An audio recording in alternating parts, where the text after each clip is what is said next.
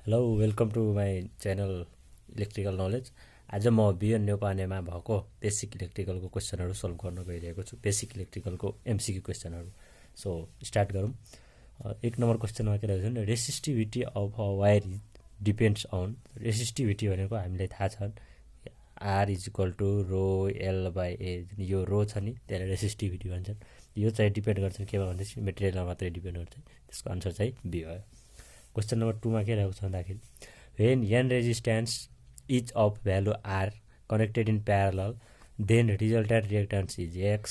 When these n resistance is connected in series total resistance is भनेपछि के भनेछ 2 नम्बरमा n वटा रेजिस्टेन्सलाई प्यारललमा जोड्दाखेरि इक्विभ्यालेन्ट रेजिस्टेन्स टोटल रेजिस्टेन्स चाहिँ x छ।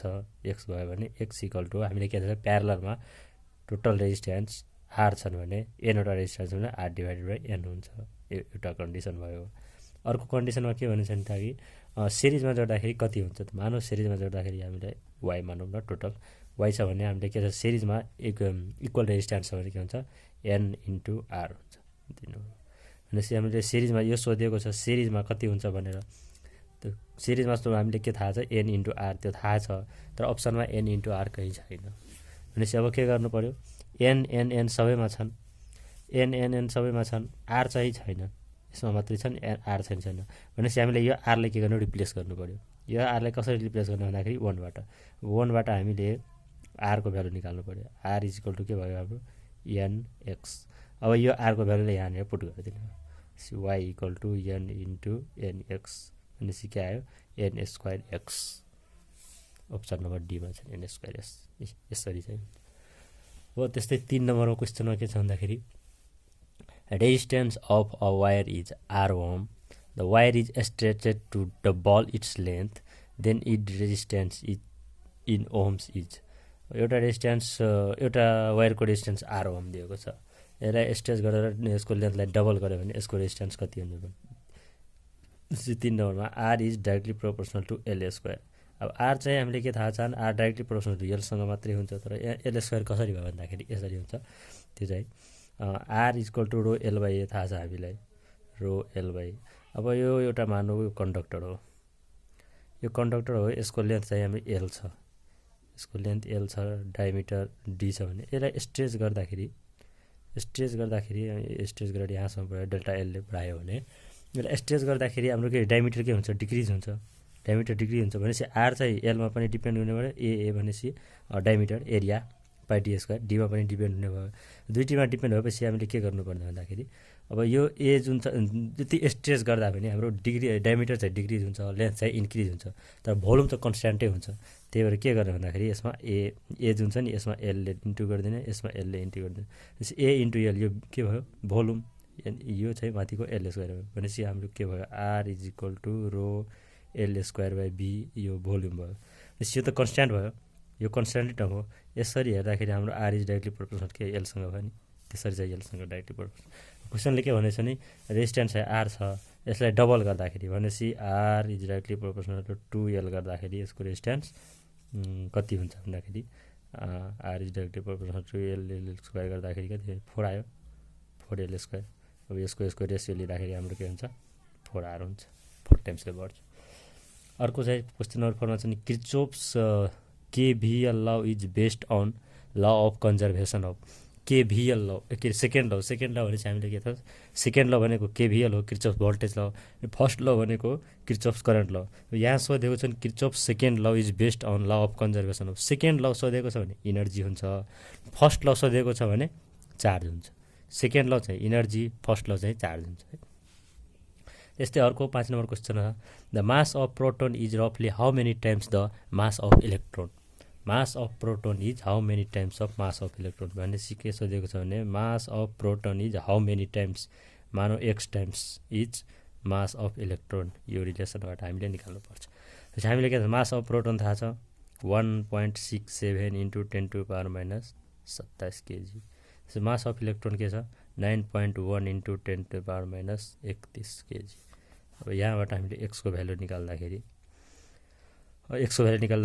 यो 1.67 इन्टु 10⁻⁻27 डिभाइडेड बाई 9.1 इन्टु 10⁻⁻31।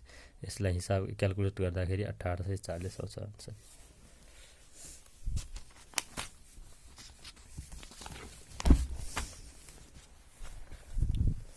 अब हामी क्वेसन नम्बर 6 मा जाउँ। 6 मा के भन्छौँ, a charge on electron is known to be 1.6 into 10⁻⁻19 coulomb in a circuit, a current flowing through 1 ampere. How many electrons will flow through the circuit? Number of electron कति हुन्छ भनेर सोधेको छ।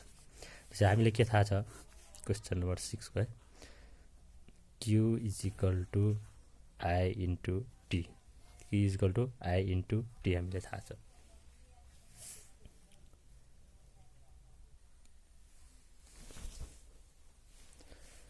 अब यो चार्ज अफ इलेक्ट्रोन, एउटा इलेक्ट्रोनको charge दिएको छ, 1 एम्पियर करेन्ट भएको छ अनि 1 सेकेन्डमा चाहिँ कतिवटा total number how many electrons भनेको छ भन्दाखेरि हामीले चाहिँ number of electrons into charge is equal to current into times हुन्छ। भनेपछि 1 सेकेन्ड भएपछि यो टाइम भनेको 1 भइहाल्यो। Number of electrons is equal to I by यो क्यूले डिभाइड गर्नुहोस्, क्यूले डिभाइड गऱ्यो भने 1 डिभाइड बाई 1.6 इन्टु 10⁻⁻19 गऱ्यो भने हाम्रो आन्सर आउँछ 0.62 भनेपछि आन्सर सी। अर्को क्वेसन छ, एकदम इम्पोर्टेन्ट क्वेसन के छ भन्दाखेरि 7 नम्बरको, 2 bulbs marked at 200 watts and 25 volts and 100 watt 25 volts are joined in series to 15 volts supply. Power consumption is, कति पावर कन्ज्युम हुन्छ भने दुईवटा बत्तीले सिरिजमा जोडेको छ भनेपछि जब हामीलाई यो पावर र यो भोल्टेज, कुनै पनि लाइटको पावर र भोल्टेज दिएको छ भने हामीले बुझिहाल्नुपर्छ कि हामीले रेजिस्टेन्स दिएको छ भनेर। सुरुमा हामीले केस नम्बर 1 मा R1 निकाल्दाखेरि पावर र भोल्टेज छ भने हामी R1 निकाल्न सक्छौँ। के छ भन्दाखेरि V² बाई P गरेर निकाल्न सक्छौँ। V भनेको हामीले कति दिएको छ यसमा 250 को स्क्वायर, P भनेको 200 दिएको छ। यसलाई हिसाब गर्दाखेरि हाम्रो कति आउँछ, 625 डिभाइड बाई 2 आयो, यति आयो। यति होमा आयो R1। R2 भनेको हाम्रो कति आउँछ भन्दाखेरि V² बाई P, यसको पनि यसको V कति छ, यसको पनि V 250 स्क्वायर बाई 100, यसको चाहिँ यो कन्सेप्ट भयो भनेपछि यो 625 ओम आयो। अब भनेपछि दुईटैलाई सिरिजमा जोडेको छ। अब त हामीलाई सजिलो भइहाल्यो। सजिलो के भयो भन्दाखेरि एउटा ल्याम्प यो भयो, अर्को ल्याम्प यो भयो, दुईटाले सिरिजमा जोडेर छ। सप्लाई चाहिँ 250 हो, 250। अब यो R1 हामीले यहाँ निकालिसक्यो, 625 डिभाइड बाई 2, अर्को चाहिँ 625 भनेपछि यो चाहिँ 625 ओम, यो चाहिँ 625 बाई 2 ओम।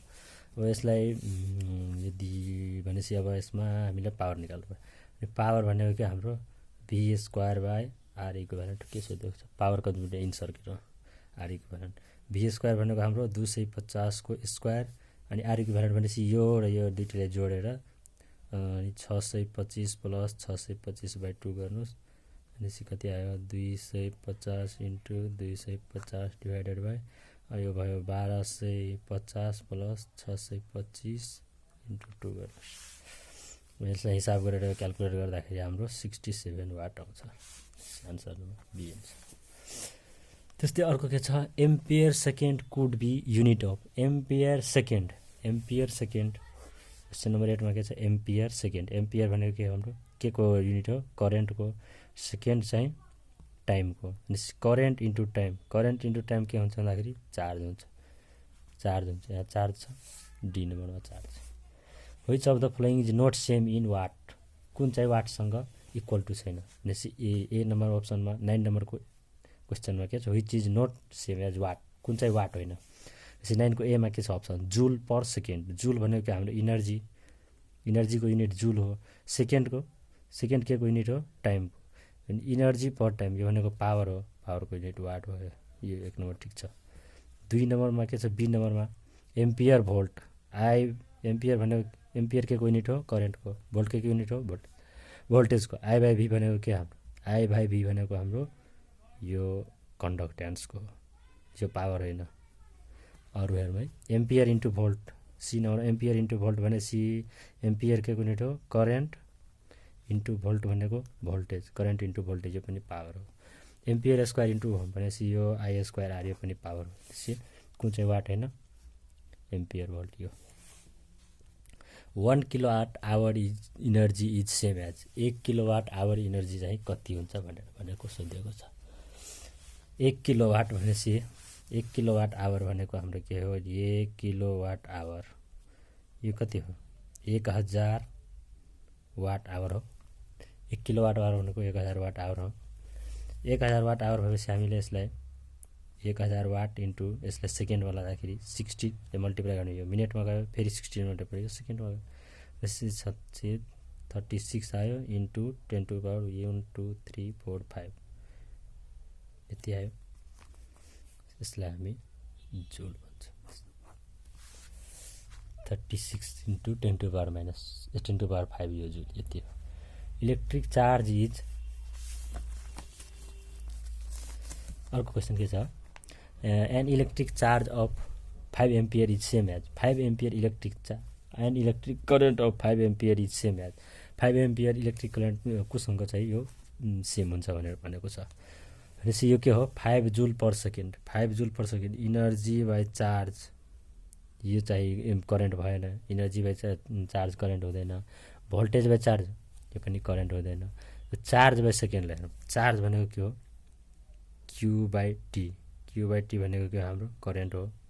क्यु बराबर आइटी हुन्छ, अनि क्यु बराबर आइटी हुन्छ अनि आई बराबर क्यु बाई टी, भनेपछि यो हाम्रो चाहिँ करेन्टसँग सेम भयो। 5 एम्पियर करेन्टसँग 5 कोलुम पर सेकेन्ड सेम भयो।